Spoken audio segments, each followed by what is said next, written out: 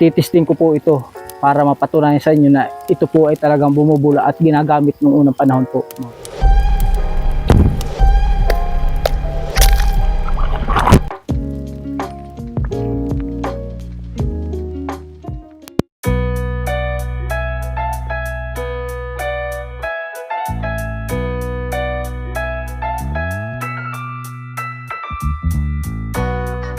Ngayong umaga mga kapuris Janggil ay muli tayong aakyat ng gubat upang kumuha ng ginagawang sabon ng unang panahon na kung tawagin ay gogo mga kapuris Janggil. Sana samahan nyo kami hanggang sa huli mga kapuris. Mga kapuris, papunta na nga po pala ako dun sa sinasabi kong gogo na ginagamit ng unang panahon na sabon ng mga sinaunang tao mga kapuris Janggil. Ito po at paho naman po ang inyong kapuris dito sa daanan ito.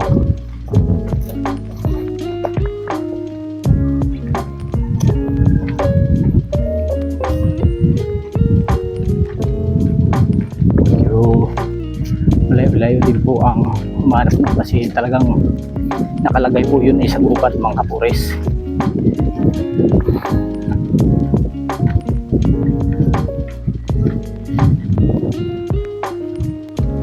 Medyo gumugubat na po mga kapuris yung aking dinadaanan dito. Ito mga kapuris lang eh. Tapos may mga tanim na kailan-ilan po na prutas.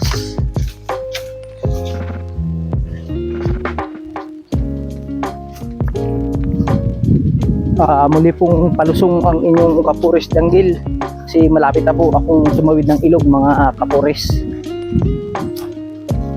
Tara po, samahan niyo ako mga kapuris.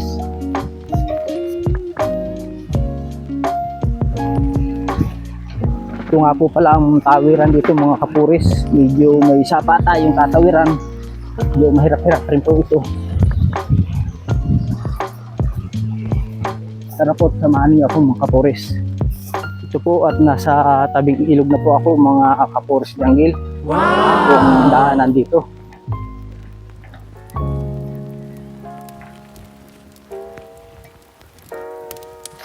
Papunta dun sa aakyatan kong gubat para maghanap po ng gogo na ginagamit noong unang panahon na sabon ng mga sinaunang tao ng mga panahon yun mga kapuris.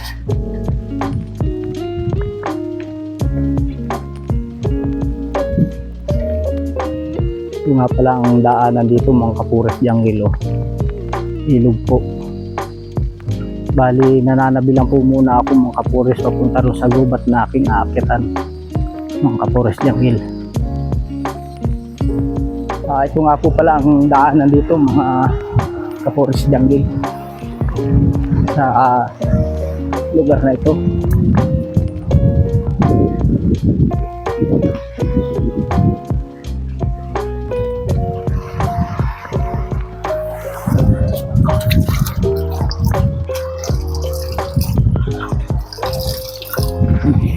Tara, samahan po ninyo ako kapuris.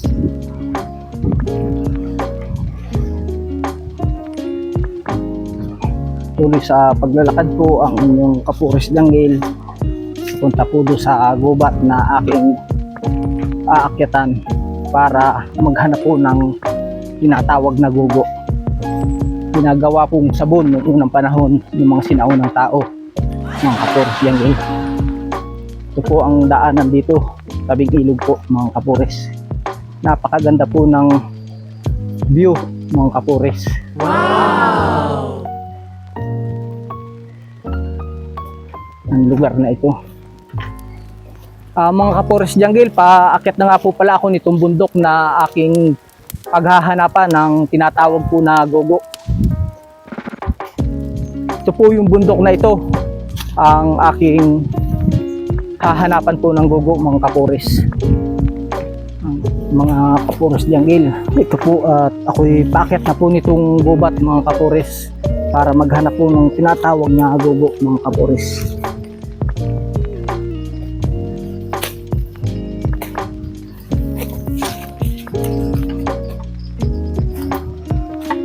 Ano nga po po pala ako mga kapores jungle sa bundok na aking inihawanan na meron pong gogo. Tara, samahan po ninyo ako.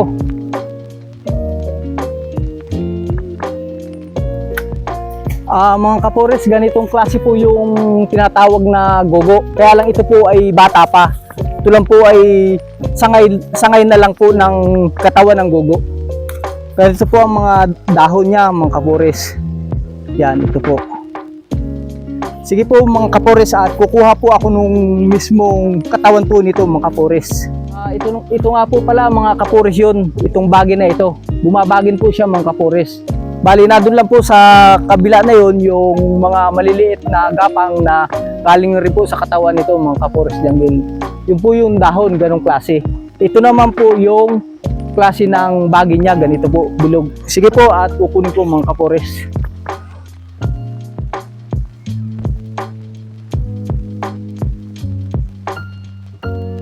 Ito po mga kapores jungle, ganitong klase na po siya yung bagay niya, tapos ito po pinipit-pit para bumula po mga kapores. Siya nga po pala mga kapores, nakakita po ako kanina bago ko putulin yung gogo, gawa ng itong lugar pala na ito ay pinamitagan mga kapores. Ito po may paa pa ng manok na dito na po na bulok, sa labuyo po sigurado ito mga kapores.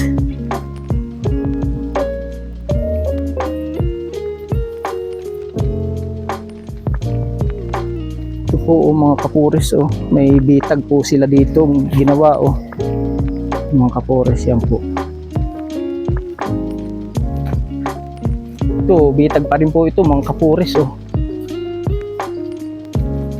Itong nasa unahan kong ito, may mga bitag sila dito sa gubat na ito. Ito po, putol siguro, nakahuli po ito mga kapores. Dito may mga daanan pa rin po ng bitag. Ito po, bitag pa rin po yan mga kapores. Dito po sa aking inakyat na gubat mga kapores, may mga bitag po silang ginawa rito.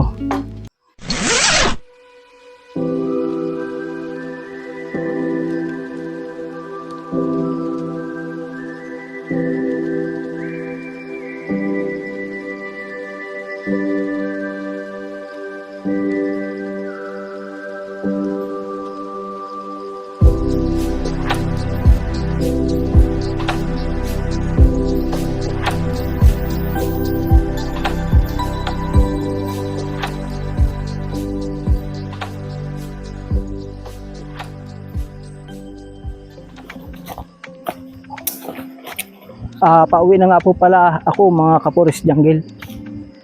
Ito po ang daanan dito, isang malaking patay na sapa o kung tawagin ay sanog po mga kapores. Siya nga po pala mga kapores, ito po yung aking gogo na nakuha. Ay titisting ko po ito para mapatunayan sa inyo na ito po ay talagang bumubula at ginagamit noong unang panahon po mga kapores. Mga kapores, papunta na nga po pala ako sa ilog, gawa ng isasampol ko po ito para mapatunayan ko sa inyo na ito po ay talagang ginagamit na noong unang panahon pa. Ito po yun mga kapores, medyo kinalis ko na lang po ng itak kaya medyo pumula-pula na po siya mga kapores. Punta na po ako sa ilog at isasampol ko po ito para mapatunayan ko sa inyo na talaga pong ito ay bumubula. Mga kapores, akin nga po palang puputulin na at lilinisan para may pakita ko po sa inyo na ito po ay talagang bumubula.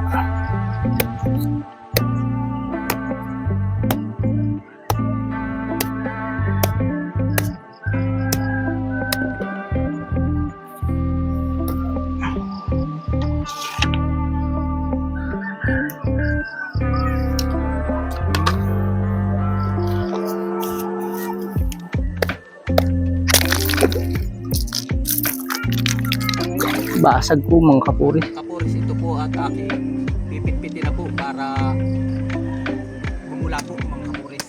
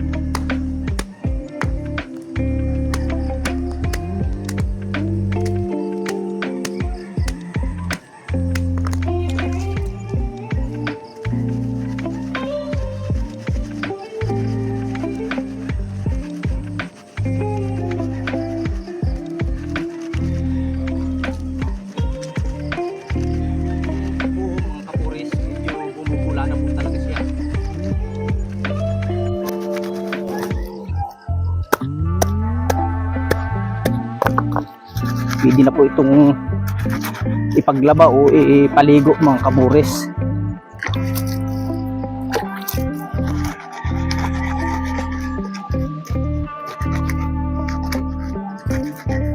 Ito po, ganito po siya kabula talaga. Hindi po yan Makati.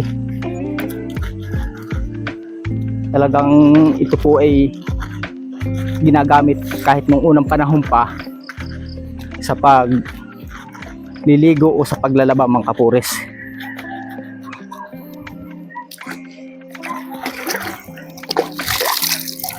Example ko po ito mga kapures.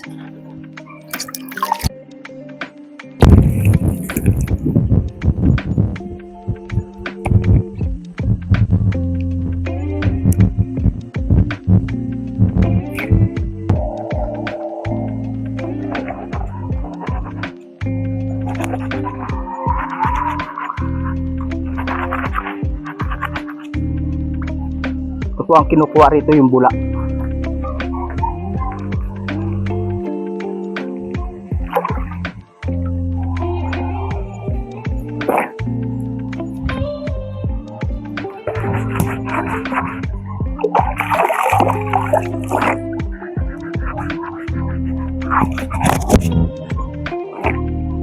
Ito pong klase siya. Yan po ituloy ang pagbubula pa mga kapuris.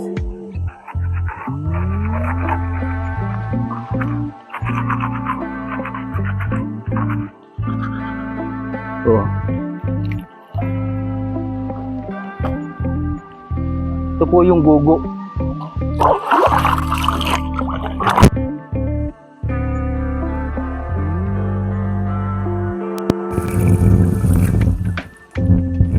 Mga kapuris, siya nga po pala, ang gugo po ay maraming klase po ng bagin. Ingatan na po ninyo kung kayo kukuha, kung makakuha po kayo ng bagin, nakamukha po ng gugo, baka po ang makuha ninyo ay yung bumabagin na nipay. At sa mga followers ko nga po pala, viewers, maraming salamat po sa walang sawa ninyong pagsuporta. At sa hindi pa po nakakapalo, like and share, subscribe, ay pakipalo na lang po at pakisubscribe para updated po kayo lagi sa bawat i-upload ko pong video. Hanggang dito na lang po at maraming salamat mga kapuris.